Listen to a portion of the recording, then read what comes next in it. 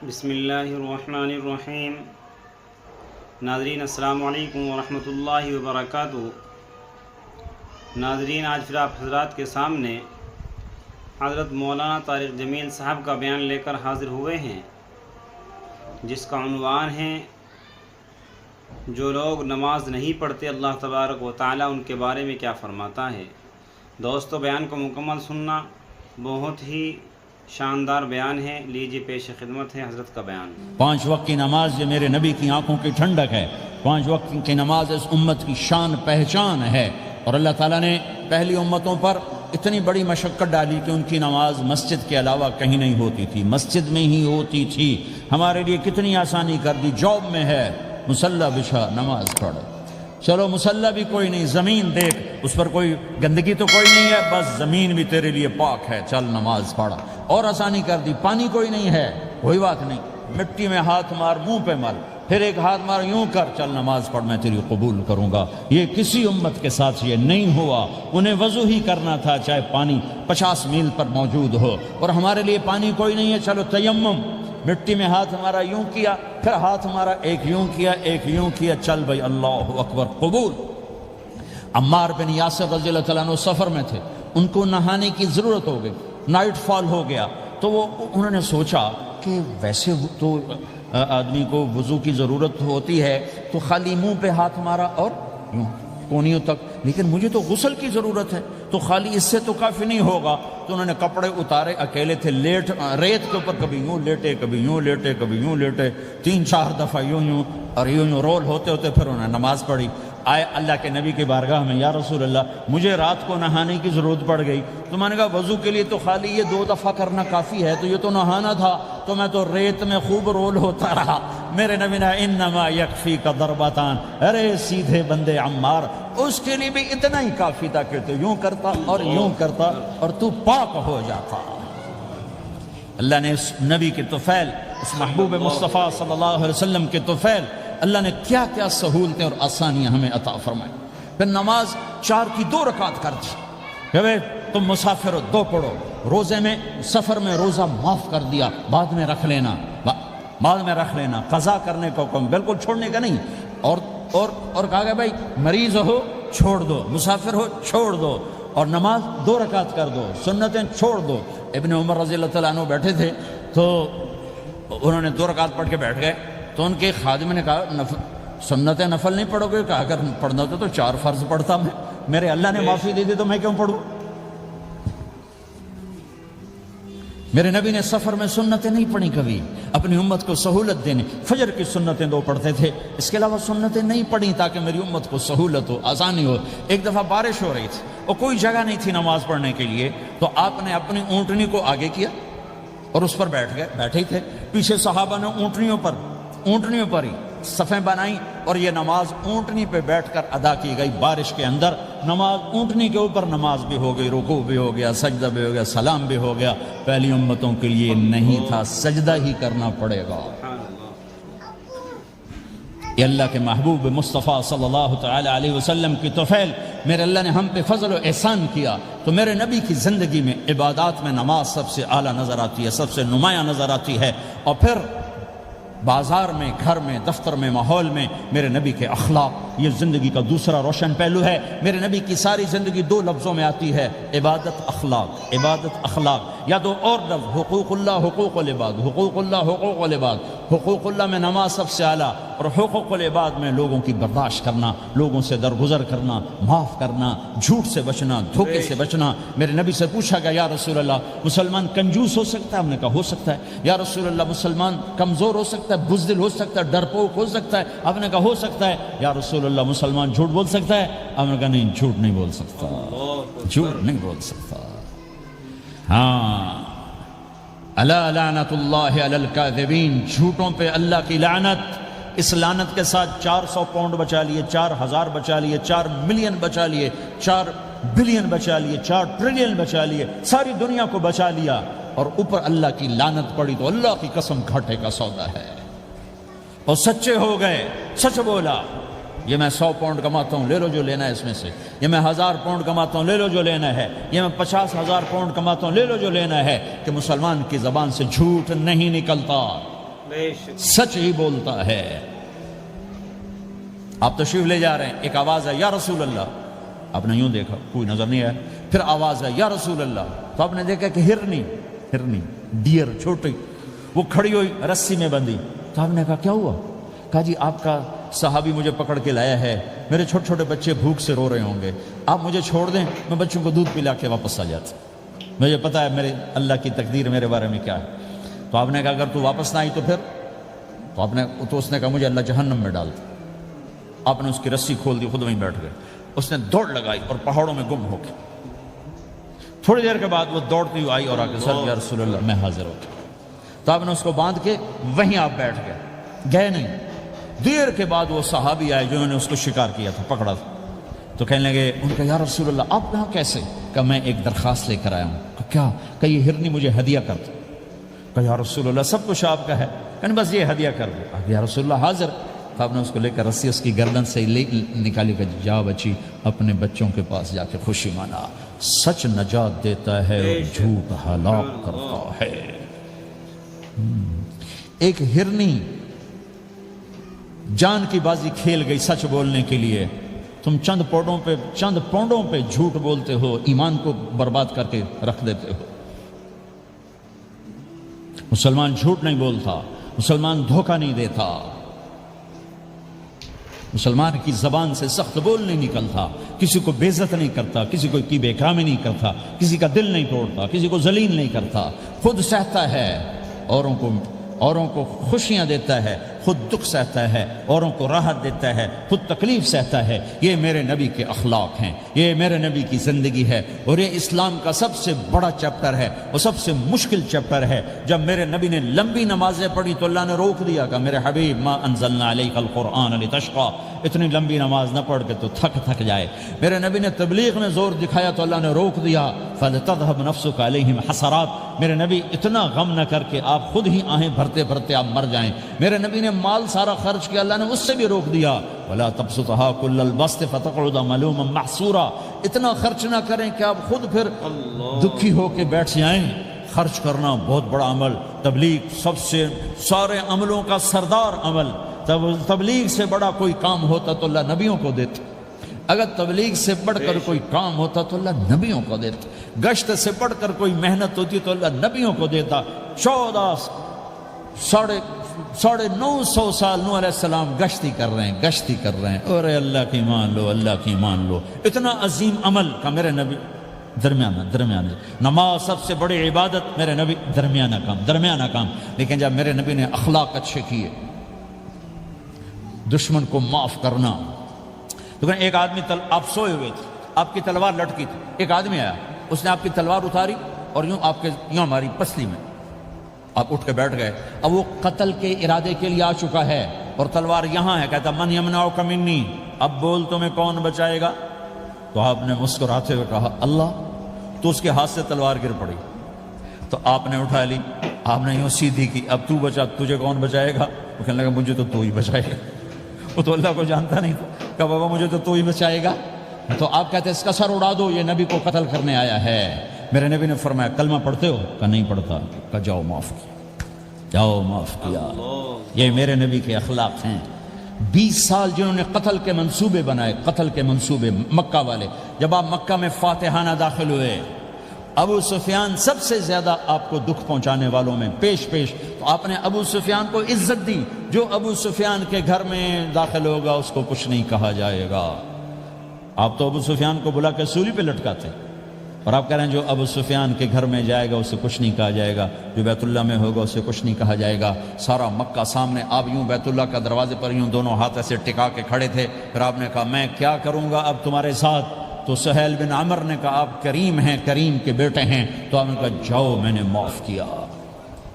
یہ اخلاق آج مٹ چکے ہیں، مردوں سے، عورتوں سے، علم والوں سے، خانقاہ والوں سے، تبلیغ والوں سے، سب زیرو ہوئے پڑے ہیں۔ بے شک جب تک یہ اخلاق زندہ نہیں ہوتے اسلامی زندگی قائم نہیں ہو سکتی، اسلامی معاشرت قائم نہیں ہو سکتی۔ اور دین دو چیزوں سے آگے پھیلتا ہے، ایک دعوت اور ایک اخلاق۔ دعوت اور اخلاق، دعوت نہیں ہوگی تو اخلاق وہیں پڑے رہ جائیں گے، اخلاق نہیں ہوں گے تو دعوت کوئی قبول نہیں کرے گا۔ میرے نبی نے کتنے معجزے دکھائے مکے میں، نہیں کلمہ پڑھا۔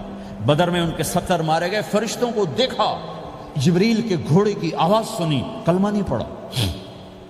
خندق میں شکست ہوئی، کلمہ نہیں پڑھا۔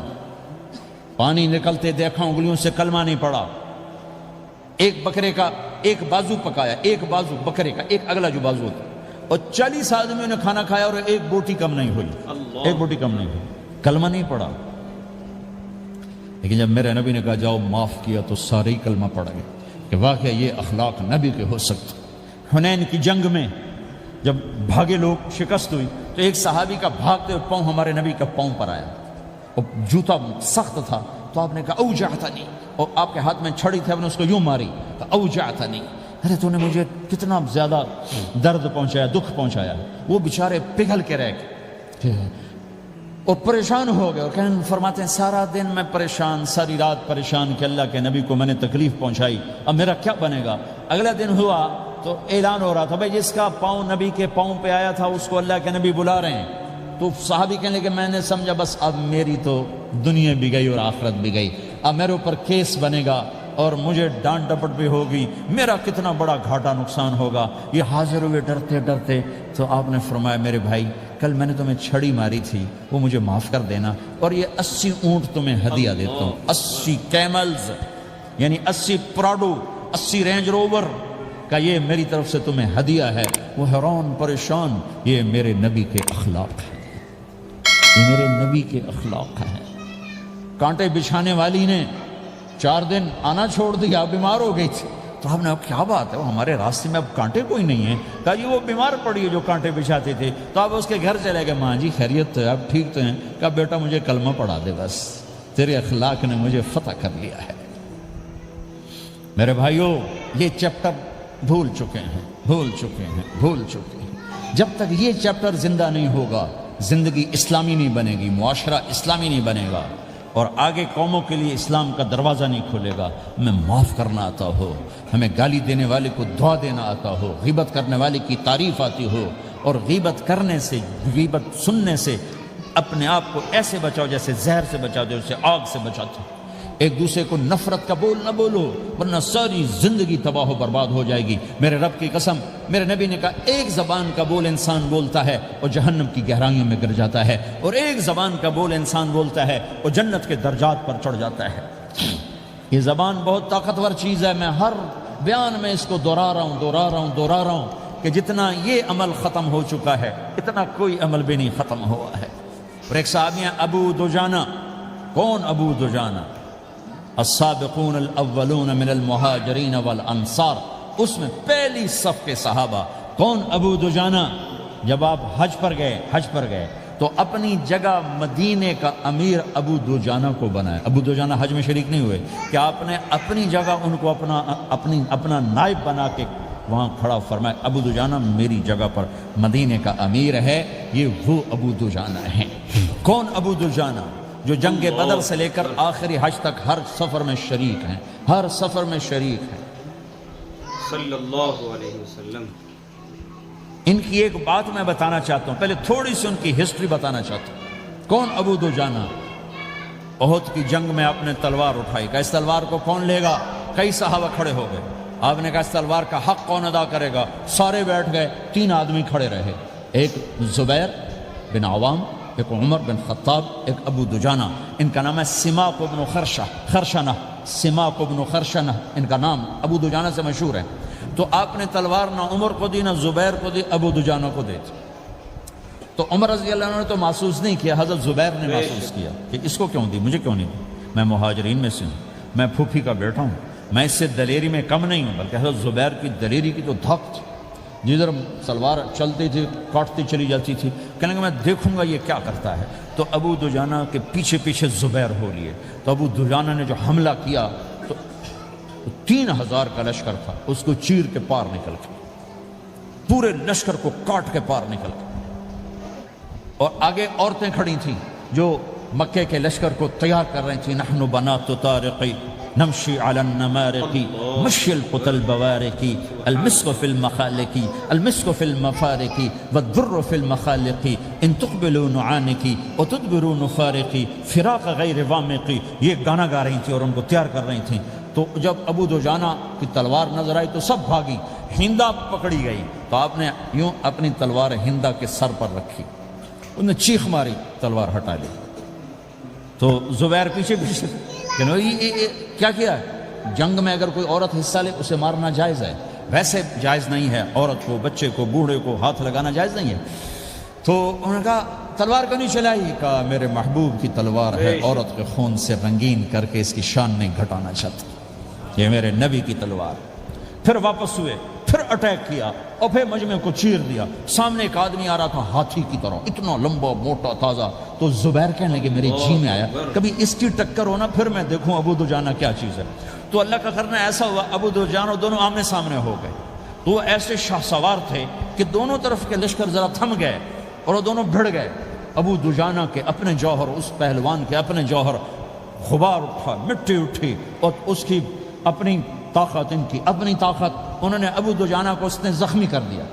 ابو دجانہ نے جو جوش میں آ کے ماری تلوار، اس کو لگی یہاں، تو اتنی طاقت سے لگی کہ اس کے نیچے اتر کر 2 ٹکڑوں میں تقسیم کر دیا۔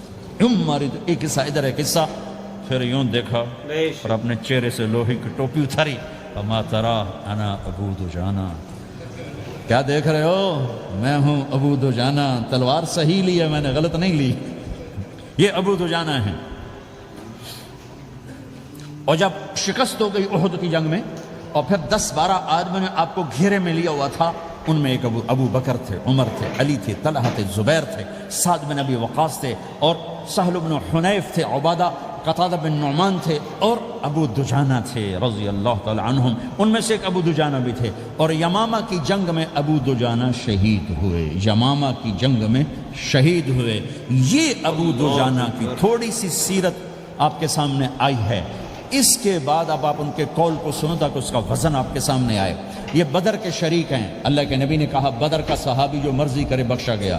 یہ صلح حدیبیہ کے شریک ہیں، اللہ نے قرآن میں کہا لقد رضی اللہ، میں ان سے راضی ہو گیا۔ یہ صحابی ہیں، اللہ نے کہا کلا وعد اللہ الحسنى، اے میرا نبی تیرے ہر صحابی کے لیے جنت کا وعدہ ہے۔ اور اب یہ کیا کہتے ہیں؟ یہ کیا کہتے ہیں لوگو؟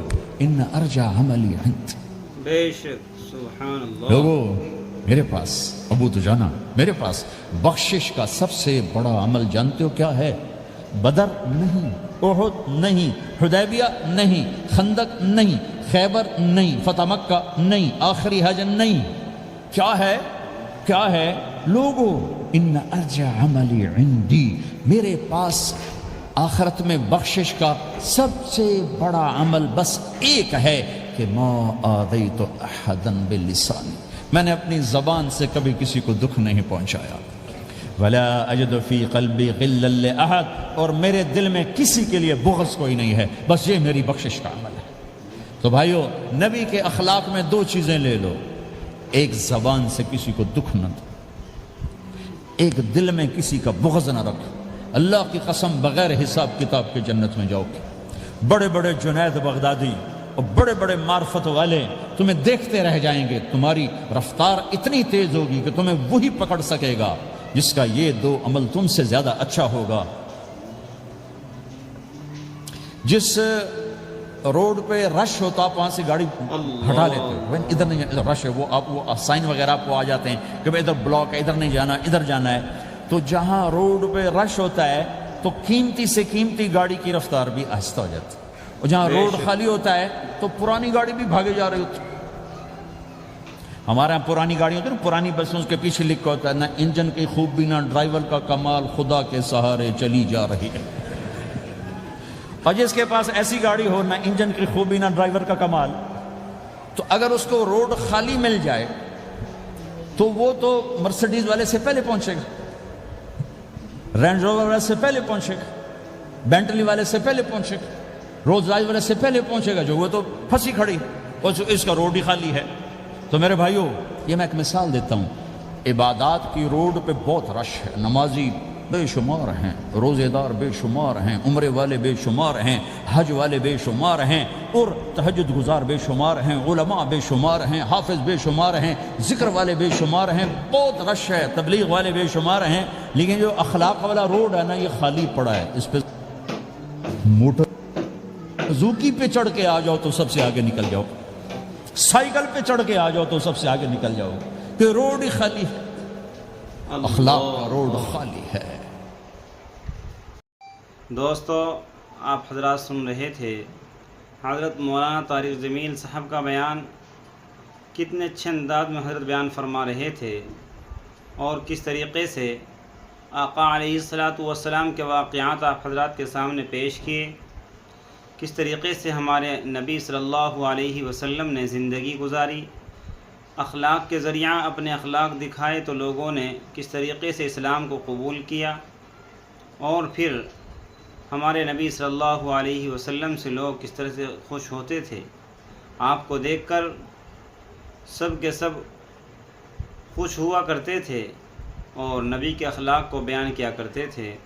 دوستو، ہمیں بھی چاہیے کہ ہم اپنے نبی کے اخلاق اپنے اندر لائیں، آقا علیہ الصلاۃ والسلام کی سنتوں کو زندہ کیا جائے۔ امید ہے کہ آپ حضرات کو بیان پسند آیا ہوگا۔ علماء اکرام کا بیان سننے کے لیے ہمارے چینل کو سبسکرائب کریں، ویڈیو کو لائک اور شیئر کریں۔ چلتے ہیں پھر اگلے بیان میں ملاقات ہوگی۔ السلام علیکم ورحمۃ اللہ وبرکاتہ۔